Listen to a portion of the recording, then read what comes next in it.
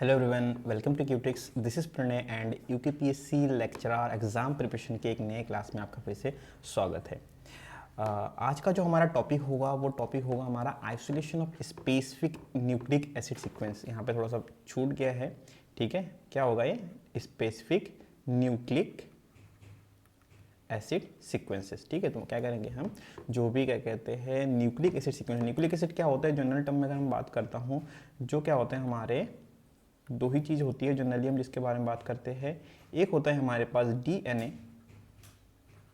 और एक होता है हमारे पास आरएनए, ठीक है। अब देखिए इसका यूज़ किस लिए कर सकते हैं। जो आइसोलेशन करने के बाद क्या कहते हैं, कभी हम जीन मैपिंग के बारे में सुना होगा आप लोगों ने, ठीक है। जीन मैपिंग होती है, ठीक है। फिर क्या कहते हैं हमारे पास आरएनए इंटरफेरेंस के बारे में बात करते हैं, किसी तरीके जीन क्लोनिंग के बारे में बात करते हैं, कोई फोरेंसिक हमारे पास डेटा की एनालिसिस करनी होती है। तो इन सारे के सारे चीज़ों के लिए हमको क्या चाहिए, न्यूक्लिक एसिड का आइसोलेशन, वो भी स्पेसिफिक टर्म पे। स्पेसिफिक मतलब क्या है, क्योंकि आपको पता है all human being shares DNA, आपको पता है all human being DNA share करते हैं अपना, लेकिन कुछ चीज़ें, कुछ स्पेसिफिक पॉइंट्स होते हैं जिसमें क्या कहते हैं हर एक ह्यूमन बीइंग डिफ्रेंशिएट करता है अपने आप को। उसी चीज़ को आइसोलेट करके हम रीड करते हैं जब, तब हम बात करते हैं isolation of specific nucleic acid sequences के बारे में, ओके। तो क्या कहते हैं, जब स्टार्ट करते हैं, देखिए हम जब बात करेंगे इस चीज़ के बारे में क्या होगा कि मैंने कहा कि isolation of specific nucleic acid sequences. अब न्यूक्लिक एसिड हमारे पास क्या है, एक डीएनए है, एक आरएनए है। अब ये दोनों के दोनों चीज़ें आपको कहाँ पे मिलेंगी। अगर मैं एक सेल के बारे में बात करता हूँ तो डीएनए कहाँ पे होगा, डीएनए भी हमारे जनरली क्या होगा हमारे पास, डीएनए जो कहाँ पे होगा हमारा न्यूक्लियस में होगा, ठीक है।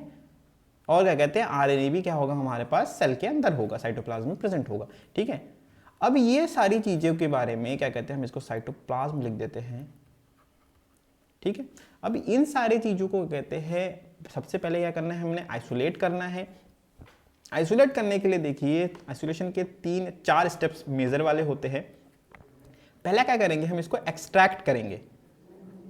हमको डीएनए एक्सट्रैक्ट करना है, डीएनए एक्सट्रैक्ट करेंगे, आरएनए एक्सट्रैक्ट करना है, आरएनए को एक्सट्रैक्ट करेंगे। तो फर्स्ट स्टेप क्या है हमारा, एक्सट्रैक्शन ऑफ, क्या करेंगे हम इसको, extraction of nucleic acid. Second क्या होगा हमारे पास, फ्रेगमेंटेशन। अगर हमको इसको क्या कहते हैं तोड़ना है, मतलब किसी एक पर्टिकुलर सीक्वेंस के बारे में जानना है, तो उस टाइम पे हम आर यानी कि रेस्ट्रिक्शन एंडोन्यूक्लियस, यानी कि हम न्यूक्लिक हम बोलते हैं ना, क्या कहते हैं न्यूक्लियर सीजर्स जिनको बोलते हैं, तो उसका यूज करेंगे। मॉलिक्यूलर सीजर जो हमारे पास है, रेस्ट्रिक्शन एंडोन्यूक्लियस, उनका यूज करेंगे। तो फ्रेगमेंटेशन, तो सेकंड वाला क्या होगा हमारा, फ्रेगमेंटेशन ऑफ न्यूक्लिक एसिड। जब ये चीज़ें हो जाएंगी तो उसके बाद क्या करेंगे, हम सेलेक्ट करेंगे, क्योंकि जब हमने पूरा जीनोम निकाला है तो जीनोम का जो हम चॉप डाउन करेंगे, एक्सट्रैक्ट करेंगे, वो रहेगा तो पूरा का पूरा। अब उसमें से सबसे मेजर स्टेप क्या है हमारे पास, आइसोलेशन। तो ये वाला क्या होगा हमारा, सिलेक्शन ऑफ जो स्पेसिफिक सीक्वेंस है, स्पेसिफिक न्यूक्लिक एसिड सीक्वेंस है, उसके बारे में हम सबसे पहले क्या करेंगे, उसको सेलेक्ट करेंगे। एंड फाइनली क्या करेंगे, उसको प्यूरिफाई करेंगे। प्यूरिफाई करेंगे और उसको वैलिडेशन के लिए छोड़ देंगे कि हाँ ये वैलिड है कि नहीं, कि हमने जो भी स्पेसिफिक न्यूक्लिक एसिड सोचा था वो चीज़ यही वाली है या फिर कोई दूसरी वाली निकल के आ गई है, ओके। अब क्या कहते हैं, इस चीज़ के बारे में पढ़ने से पहले मैं थोड़ा सा बता दूं, इसके पीछे पढ़ने से पहले थोड़ा सा इस बारे में बात करते हैं। देखिए कोई भी एक प्रोटीन है, सपोज करते हैं कि हमारे पास एक प्रोटीन है, एमाइलेज के बारे में बात कर लेते हैं।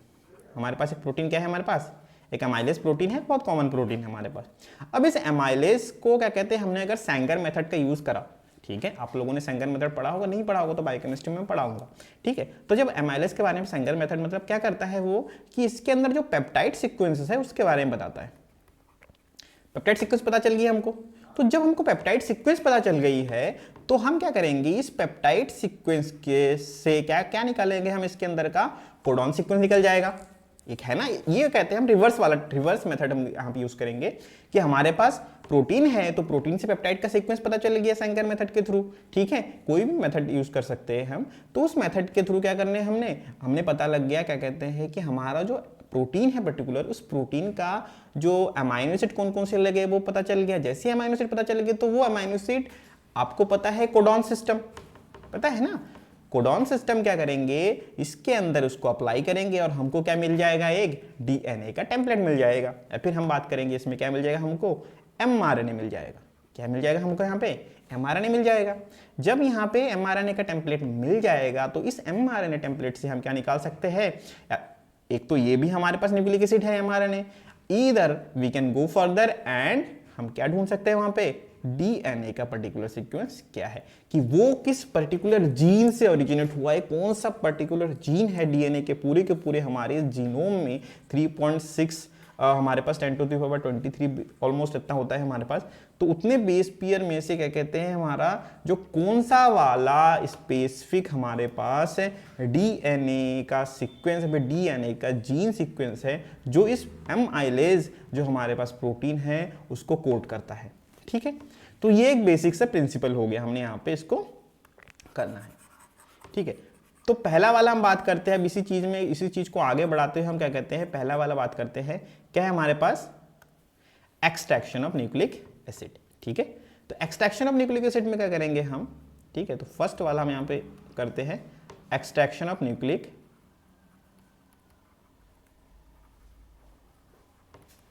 एसिड। ठीक है, तो एक्सट्रैक्शन ऑफ न्यूक्लिक एसिड देखिए, न्यूक्लिक एसिड हमारे पास दो है, एक है डीएनए के लिए काम करेंगे, एक आरएनए के लिए काम करेंगे। दोनों अलग अलग जगह पे, दोनों की अलग अलग बेस पेयरिंग होती है, इसीलिए हम क्या करेंगे, इनको अलग अलग मेथड से ही इसको अलग से एक्सट्रैक्ट करेंगे। तो अगर मैं बात करता हूं यहाँ पे आरएनए के एक्सट्रैक्शन के लिए, आरएनए के एक्सट्रैक्शन के लिए जो क्या काम आता है, सबसे पहले आता है एक ट्राइजोल रीजेंट, ट्राइजोल रीजेंट। ठीक है, आरएनए में सबसे पहला मेथड क्या होता है कि एक ट्राइजोल रीजेंट के थ्रू हम इसमें इसको एक्सट्रैक्ट कर पाते हैं। सिंपल सी बात है, क्या कहते हैं, जब भी हम आरएनए के काम कर रहे होते हैं, फिर हम किसी सेल में सिर्फ और सिर्फ आरएनए को एक्सट्रैक्ट करेंगे, तो हम आरएनएज क्या करते हैं, आरएनएज का काम क्या होता है, ये डिस्ट्रॉय करते हैं आरएनए को। तो हम आरएनएज को प्रिवेंट करने वाले केमिकल का यूज करके सेल का डिस्ट्रक्शन करते हैं, उसके अंदर डीएनएज और प्रोटीजेज ऐड करते हैं। डीएनएज का काम क्या होता है, डीएनए को चॉप डाउन करना, प्रोटीजेज का काम क्या होता है, प्रोटीन जितने भी प्रोटीन उनको चॉप डाउन करना। तो बचेगा क्या हमारे पास, सिर्फ और सिर्फ आरएनए, अगर हमने आरएनएस को अवॉइड कर रखा है तो इसीलिए ये रीजेंट इंपॉर्टेंट है, याद रखना, इससे क्वेश्चन बन सकता है। ठीक है, तो ट्राइजोल रीजेंट का यूज कर सकते हैं। सेकंड क्या कर सकते हैं, हमें कॉलम बेस्ड, सबसे कॉमन मेथड बोलते हैं इसको कॉलम बेस्ड टेक्निक। ठीक है, वही सेंट्रीफ्यूगेशन के थ्रू काम करते हैं, तो इसी को बोलते हैं कॉलम बेस्ड या फिर कॉलम बेस्ड किट। ठीक है, तो ये होता है एक मेथड। और एक मेथड क्या होता है हमारे पास, ऑलिगो डीटी, ये वाला इंपॉर्टेंट है, याद रखना, oligo dT beads based method. ठीक है, तो ये तीन कॉमन मेथड यूज कर सकते हैं हम आरएनए के एक्सट्रैक्शन के लिए। आरएनए के एक्सट्रैक्शन का मतलब क्या है कि जब हम उसके अंदर सेल का जब डिस्ट्रक्शन करेंगे तो उसके अंदर हम प्लाज्मोलाइसिस करते हैं। प्लाज्मोलाइसिस का मतलब क्या है, प्लाज्मा मेम्ब्रेन का ब्रेकडाउन कर रहे होते हैं। प्लाज्मा मेम्ब्रेन के ब्रेकडाउन के बाद उसके अंदर आरएनएस को इनहिबिट करने वाले कोई भी ऐसा कॉन्टेमिनेंट ना हो जो क्या कहते हैं आरएनएस की तरह काम कर रहा हो वहां पे, तो उसको अवॉइड करने के लिए हम ये तीन मेथड यूज करते हैं। ऑलिगो डीटी का यूज क्या किस लिए करा जाता है, इसका करा जाता है जो एमआरएनए होता है, आपको पता है जब एमआरएनए बनता है, ठीक है, तो उसमें क्या होता है, हमारे एक पॉली ए चेन बनती है, पॉली एडिनाइलेशन होता है। तो इस पॉली एडिनाइलेशन के चीज को, टेल को, इस पॉली ए टेल को कैप्चर करने का काम कौन करता है, हमारा ऑलिगो डीटी। ये डीटी किसको रिप्रेजेंट करता है, ऑलिगो टर्म क्या है हमारा, ऑलिगो मतलब पता है आपको, 8 से ज्यादा हम जब पहुंच जाते हैं, 2 से ऊपर जब निकल जाते हैं तो वो ऑलिगो में आ जाता है हमारा। तो ऑलमोस्ट 25 डीऑक्सी थाइमिडीन, क्या होगा, ये नाम याद रखना, 25 डीऑक्सी थाइमिडीन। क्या मतलब, थाइमिडीन मतलब क्या है, हमारे पास थाइमीन की एक चेन होती है। एडेनिन किससे कंप्लीमेंट्री होगा, थाइमीन से, तो उस कंप्लीमेंट्री चेन को वहां पे हम ऐड करवाते हैं। ठीक है, तो एमआरएनए को पकड़ने का वहां पे काम करते हैं ये लोग। ठीक है, सिंपल टर्म में बात करते हैं कि नदी बह रही है, उसमें जाली फिट कर दिया और वो जाली का साइज ऐसा है कि खाली एमआरएनए ही उसके अंदर वहां पे वो अटकेगा, बाकी सारे के सारे निकल जाएंगे। ओके, और वो कौन करता है वो काम, वो करता है ये डीटी या फिर डीऑक्सी थाइमिडीन। ओके, तो यहां पे समझ में आ गया आपको किस तरीके से हम आरएनए को एक्सट्रैक्ट करते हैं। अब इसके बाद इसी के साथ साथ हम यहाँ पे साइड बाई साइड इस चीज को देखते हैं कि अब जब हम डीएनए के बारे में बात करते हैं, ठीक है, अब देखिए डीएनए में किसको अवॉइड करेंगे, एक सिंपल सी बात है, आरएनए के टर्म में हम वो सारे के सारे कंटामिनेंट को अवॉइड कर रहे हैं जो एज अ आरएनए एक्ट कर सके। वैसे ही हम डीएनए के टर्म पे क्या करेंगे, हम वो सारे के सारे कंटामिनेंट अवॉइड करेंगे जो एज आर डीएनए काम कर सकता है। तो हम सारे के सारे डीएनए को वहां पे अवॉइड करेंगे, ठीक है। तो डीएनए के टर्म में सबसे पहला वाला क्या होता है, फिनॉल क्लोरोफॉर्म, क्लोरोफॉर्म एक्सट्रैक्शन करते हैं। पहला क्या होता है हमारा इसमें, फिनॉल क्लोरोफॉर्म एक्सट्रैक्शन करते हैं, ठीक है। अब जैसे इसके अंदर एक कॉलम बेस्ड किट है ना, सिंपल सेंट्रीफ्यूगेशन, इसके अंदर ही वही चीज होती है, उसको बोलते हैं हम सिलिका मेम्ब्रेन बेस्ड किट, ठीक है। तो सिमिलर टर्म में इसमें सेंट्रीफ्यूगेशन होता है, डीएनए को अवॉइड करते हैं, आरएनए प्रोटीज ऐड करा जाता है, सेंट्रीफ्यूगेशन के थ्रू क्या करते हैं, सबसे कॉमन मेथड सिंपल टर्म में आपने देखा होगा कि सोप ऐड करते हैं, सॉल्ट ऐड करते हैं, किस तरीके से अलग अलग तरीके से निकालते हैं आप, क्या कहते हैं जनरल टर्म में भी क्या कहते हैं, कहीं पे भी सर्च कर लो, कहीं पे भी पढ़ लो। एक सबसे कॉमन जो एग्जाम्पल होता है डीएनए को एक्सट्रैक्ट करने का वही मेथड होता है, ठीक है। ये सारे के सारे जो फिनॉल क्लोरोफॉर्म मेथड हो गए वो होता है लेबोरेटरी स्पेसिफिक मेथड, ठीक है। तो सेकेंड, और उसके बाद एक आता है हमारे पास मैग्नेटिक बीड बेस्ड मेथड, ठीक है। तो मैग्नेटिक बीड, जैसे इसके अंदर ओलिगो डीटी बीड बेस्ड होता है, इसमें भी क्या होता है हमारा मैग्नेटिक बीड बेस्ड होता है। इसमें कहते हैं हम मैग्नेटिज्म की हेल्प से क्या करते हैं, मैग्नेटिक सिंपल टर्म में कहते हैं हम आयंस के यूज कर रहे होते हैं, ओके। मैग्नेटिक मतलब ये नहीं कि चुंबक लेके चले गए, नहीं ऐसा कुछ नहीं, मैग्नेट वैगनेट नहीं लेके जाना है, वहां पे क्या करना है हमने, वहां पे ऐड करते हैं हम आयंस का यूज करते हैं, और आयंस के यूज से हम क्या करते हैं, डीएनए को सेपरेट करते हैं from that particular cell extract से, ठीक है। तो एक्सट्रैक्शन इस तरीके से होता है, ठीक है।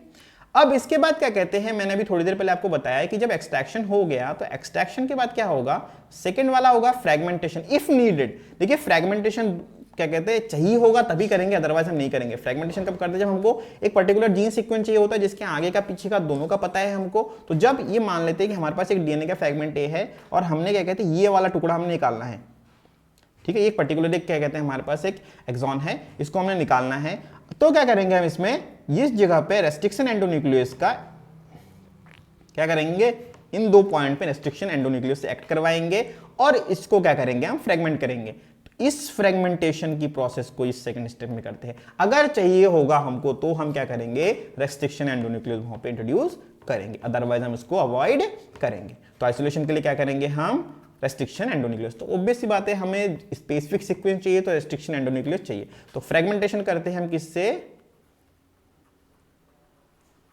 फ्रेगमेंटेशन किससे कर रहे होते हैं हम, रेस्ट्रिक्शन एंडोन्यूक्लियस के थ्रू। तो रेस्ट्रिक्शन एंडोन्यूक्लियस क्या करते हैं हमारे पास, ये स्पेसिफिक टारगेट पे क्या करते हैं, अपना कट करते हैं। आपको पता है हर एक रेस्ट्रिक्शन एंडोन्यूक्लियस का अपने एक स्पेसिफिक सीक्वेंस होता है, उसी जगह से वो डीएनए को सेपरेट करेगा, फिर जीनोम को सेपरेट करेगा। इधर I am talking about RNA और DNA, both of them are gonna split or cut into two part if there is a specific sequence complementary to that particular restriction endonuclease, okay, otherwise ये लोग separate नहीं होंगे, okay।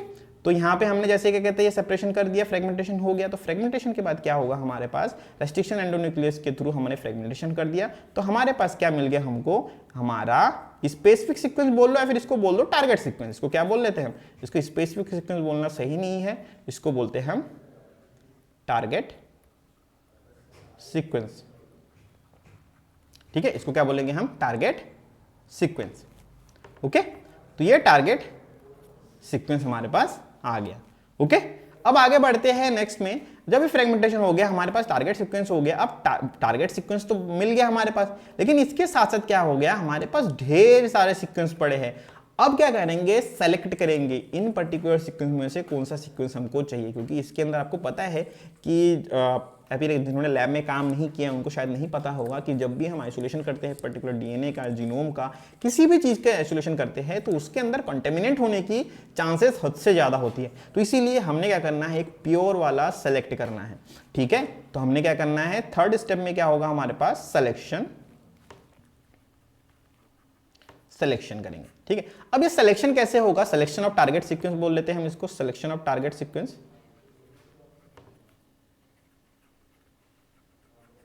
ठीक है। Selection of target sequence, तो पहला method क्या होता है हमारा, gel electrophoresis, gel electrophoresis, electrophoresis.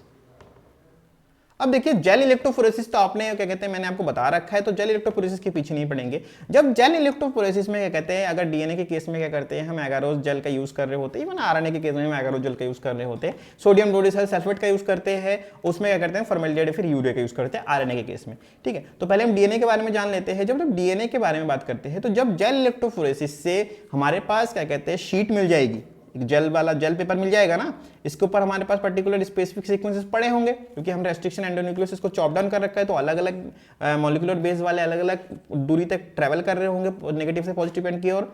ठीक है, तो जब ये चीज हो जाएगी यहाँ पे, तो इस क्या कहते हैं सीक्वेंस को, सपोज करते हैं कि ये वाला सीक्वेंस हमने निकालना है, ठीक है, तो इस सीक्वेंस को क्या करेंगे ट्रांसफर करते हैं कहाँ पे हम ब्लॉटिंग या फिर क्या कहते हैं सदर्न ब्लॉटिंग में। इन केस ऑफ डीएनए क्या करते हैं हम सदर्न ब्लॉटिंग करते हैं। ठीक है, तो अब क्या करते हैं सदर्न ब्लॉटिंग। तो जेल इलेक्ट्रोफोरेसिस से क्या होता है हमारे पास जो जेल पेपर मिलता है उसको हम क्या करते हैं अब सदर्न ब्लॉटिंग करते हैं। अब सदर्न ब्लॉटिंग में क्या करते हैं सबसे पहले तो क्या कहते हैं ये जो हमारे पास डीएनए के सीक्वेंसेस मिले हैं, ये जो फ्रेगमेंट्स है ये क्या है हमारे अभी ये डबल स्टैंडर्ड है, तो डबल स्टैंडर्ड डीएनए को सिंगल स्टैंडर्ड डीएनए में कन्वर्ट करना होता है। और उसके लिए हम क्या करते हैं इस जेल पेपर को ट्रीट करते हैं, किससे, इस जेल पेपर को ट्रीट करते हैं हम एल्कलाइन से या फिर NaOH सॉल्यूशन से करते हैं। ठीक है, तो ट्रीट करने से क्या होगा हमारे पास जो डबल स्टैंडर्ड डीएनए है वो किस में कन्वर्ट हो जाएगा हमारा सिंगल स्टैंडर्ड डीएनए। ठीक है, ये चीज हो गई।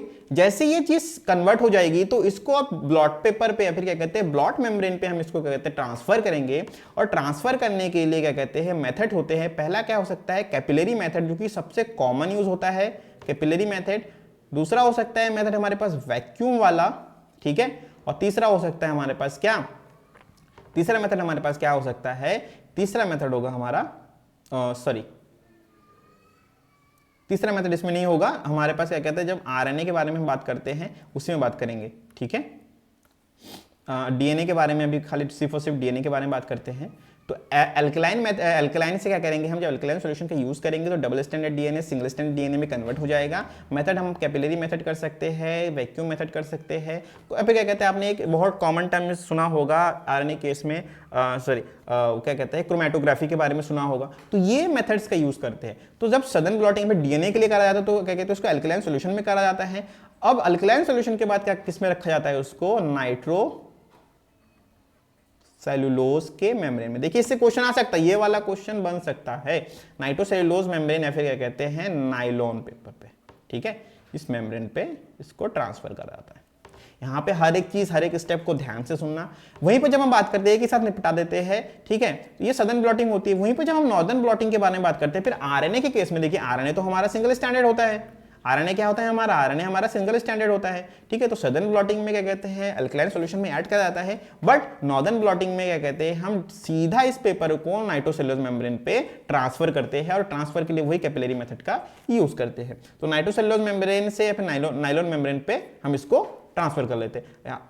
वो क्या हो सकता है हमारा, या फिर आरएनए हो सकता है या फिर डीएनए हो सकता है। डीएनए क्या होगा हमारा सिंगल स्टैंडर्ड होगा, आरएनए तो सिंगल स्टैंडर्ड ही होता है हमारा। ठीक है, तो डीएनए को सिंगल स्टैंडर्ड बनाने के लिए क्या करेंगे हम इसको एल्कलाइन वाटर में या फिर क्या कहते हैं NaOH सॉल्यूशन में क्या करेंगे उसको डिप करेंगे, उसको ट्रीट करेंगे। ओके, जब ये चीज हो जाएगी यहाँ पे, जब ये चीज ट्रांसफर हो जाएगा तो ट्रांसफर होने के बाद क्या कहते हैं ताकि ये जो नाइट्रोसेलुलोज मेम्ब्रेन पे हमने डीएनए फिर आरएनए न्यूक्लिक एसिड को हमने ट्रांसफर कर रखा है स्पेसिफिक वाला, उस स्पेसिफिक न्यूक्लिक एसिड में क्या होना चाहिए कोई चेंजेस ना हो, उसको क्या कहते हैं हम स्टोर करके रख सके। इसलिए क्या करेंगे इसको हम यूवी क्रॉस लिंकिंग करेंगे। ठीक है, ठीक है, तो क्वेश्चन ये भी बन सकता है कि किस तरीके से उसको प्रिवेंट करा जाता है, यूवी क्रॉस लिंकिंग करेंगे या फिर हम क्या करेंगे उसको 80 डिग्री सेंटीग्रेड पे उसको बेक कर रहे होंगे। ठीक है, तो ये दो चीजें हो सकती हैं, या तो हम क्या करेंगे उसको यूवी क्रॉस लिंकिंग करेंगे या फिर 80 डिग्री सेंटीग्रेड पे इसको बेक करेंगे। जब ये बेकिंग की प्रोसेस हो जाएगी, ठीक है, जब ये बेकिंग की प्रोसेस होगी मतलब ये क्या होगा, उसके ऊपर शिफ्ट हो जाएगा अच्छे से। तो हमारे पास क्या हो गया, ये चीज़ क्या कहते हैं, सबसे पहले ट्रांसफर हो गया, ट्रांसफर होने के बाद क्या कहते हैं, हमने उसको शिफ्ट कर दिया नाइट्रोसेलुलर मेम्ब्रेन पे और उसको वहाँ पे क्या कर दिया, उसको प्रिजर्व कर दिया। अब ये डीएनए जो होता है ना, जो डीएनए का ही नाइट्रोसेलुलर मेम्ब्रेन होता है, ये क्या कहते हैं सालों तक चल सकता है, रूम टेम्परेचर पे रह के ये सालों तक बिना खराब हुए चल सकता है। ठीक है, तो मतलब इसको फर्दर या फिर फ्यूचर स्टडी के लिए भी इसको बना सकते हैं एक बार में, याद रखना। जब ये चीज हो जाएगी हमारे पास, अब हम क्या करेंगे इसमें डिटेक्शन। ठीक है, अब क्या होगा हमारा डिटेक्शन। डिटेक्शन में क्या होगा, डिटेक्शन की प्रोसेस एनालिसिस ऑफ डिटेक्शन होगी। मतलब क्या है कि अब जो हमने यहाँ पे आरएनए लिया है या फिर डीएनए लिया है, वो जो सीक्वेंस है, क्या वो टारगेट सीक्वेंस हमारा पर्टिकुलर है, मतलब जो हम चाहते थे क्या वही वाला सीक्वेंस है। तो उस चीज के लिए क्या करेंगे, हम इसको लाइब्रेरी से मैच कराएंगे और इसको क्या करेंगे, हम डिटेक्ट करेंगे। डिटेक्ट करने के मतलब क्या है, हम जो सिलेक्शन कर रखे हैं टारगेट का, कि क्या वो सिलेक्शन प्रॉपर है। ठीक है, तो डिटेक्शन में क्या करेंगे, हम इसको करेंगे एनालिसिस ऑफ टारगेट सीक्वेंस। ठीक है, एनालिसिस ऑफ टारगेट सीक्वेंस, हमने क्या लिख दिया मैंने वहां पे, सीक्वेंट। ठीक है, एनालिसिस ऑफ टारगेट सीक्वेंस। ठीक है, तो टारगेट सीक्वेंस को डिटेक्ट करेंगे और उसको एनालिसिस करेंगे कि क्या ये पर्टिकुलर स्पेसिफिक जो सीक्वेंस हमारे पास है, वो सीक्वेंस जो हम चाहते थे वही वाला है या फिर कुछ और आ गया हमारे पास। ओके, जैसे ये चीज हो जाएगी, क्रॉस चेक कर लिया हमने, अब ये सिलेक्शन वाला प्रोसेस हमने यहाँ पे कंप्लीट कर लिया, सिलेक्शन वाला प्रोसेस कंप्लीट कर लिया। देखिए अब क्या था हमारे पास, थर्ड स्टेप क्या है, एक्सट्रैक्शन था, फ्रेगमेंटेशन था, सिलेक्शन था, and the final selection, final method क्या था हमारा, प्यूरिफिकेशन एंड वैलिडेशन। तो जब हमने एनालिसिस कर लिया कि हाँ हमारे पास जो हमने क्या कहते हैं टारगेट सीक्वेंस लिया है, वो टारगेट सीक्वेंस हमारे पास क्या है, सही वाला है, करेक्ट वाला है, अब हम क्या करेंगे, उसको प्यूरिफाई करेंगे। ठीक है, अब उसको क्या करेंगे हम, फोर्थ स्टेप क्या होगा हमारा, प्यूरिफिकेशन एंड वैलिडेशन। ठीक है, प्यूरिफिकेशन एंड वैलिडेशन करेंगे। अब देखिए प्यूरिफिकेशन एंड वैलिडेशन के लिए क्या करेंगे हम यहाँ पे, अब क्या कहते हैं, जैसे प्यूरिफिकेशन करते हैं, प्यूरिफिकेशन के टाइम पे क्या होगा, जो भी हमारे पास डीएनए आया है, अगर मैं यहाँ पे बात करूं डीएनए, ठीक है, तो डीएनए को क्या करा जाता है, या तो डीएनए फिर आरएनए, दोनों के केस में बात करते हैं, क्योंकि दोनों के दोनों हमारे पास सिंगल स्टैंडर्ड है, तो दोनों के बारे में ही बात करते हैं एक साथ। इसको या तो रेडियो एक्टिव आइसोटोप से क्या करा जाता है, हम लेवल करते हैं, रेडियो एक्टिव आइसोटोप से लेबल करते हैं। हालांकि ये चीज ना ब्लॉटिंग जो मेथड होती है हमारी, ब्लॉटिंग टेक्निक में ही काम आता है। ठीक है, ठीक है, रेडियो एक्टिव आइसोटोप्स। ठीक है, रेडियो एक्टिव आइसोटोप का यूज करा जाता है, फिर फ्लोरोसेंट लेवल करा जाता है, फ्लोरोसेंट लेबलिंग करी जाती है, रेडियोएक्टिव आइसोटोप्स का यूज करा जाता है, फिर फ्लोरोसेंट लेवलिंग करी जाती है। ठीक है, तो ये चीजें करी जाती है। जब ये चीजें हो जाती है, रेडियोएक्टिव आइसोटोप फ्लोरोसेंट लेवलिंग हो जाती है, उसके बाद क्या करते हैं हम, डीएनए आरएनए का क्या कहते हैं, जब ये चीज होते हैं तो इसके बाद जब हमने क्या कहते हैं, देखिए मैंने थोड़ी देर पहले क्या करा, हमने जैसे इसको एनालिसिस कर लिया, तो एनालिसिस करने के बाद हमने क्या करा, जब इसको रेडियोएक्टिव आइसोटोप फिर कहते हैं फ्लोरोसेंट लेवलिंग करने के बाद इसको हमने रीड करा कि इसमें अगर रेडियोएक्टिव आइसोटोप है तो क्या करेंगे, इसको हम आपने क्या कहते हैं ऑटो रेडियोग्राफी सुना होगा।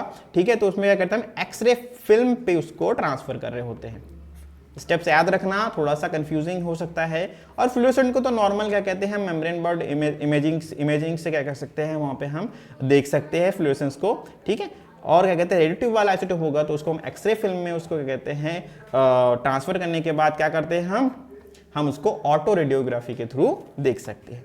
ओके, अब जब ये प्यूरिफिकेशन वैलिडेशन हो गया, जब हमको प्रॉपर मिल गया, तो हम क्या करते हैं, डीएनए के केस में क्या करते हैं हम, डीएनए के केस में करते हैं हम पीसीआर करते हैं, यानी कि पॉलीमरेज चेन रिएक्शन, या फिर एलसीआर करते हैं, यानी कि लाइगेज चेन रिएक्शन। ये दोनों के दोनों क्या करते हैं, जो हमारे पास टारगेट जीन मिल गया, फिर जीनोम सीक्वेंस मिल गया, उसको हम क्या करते हैं, एम्पलीफाई करते हैं फॉर रिकॉर्ड, एम्पलीफाई करते हैं।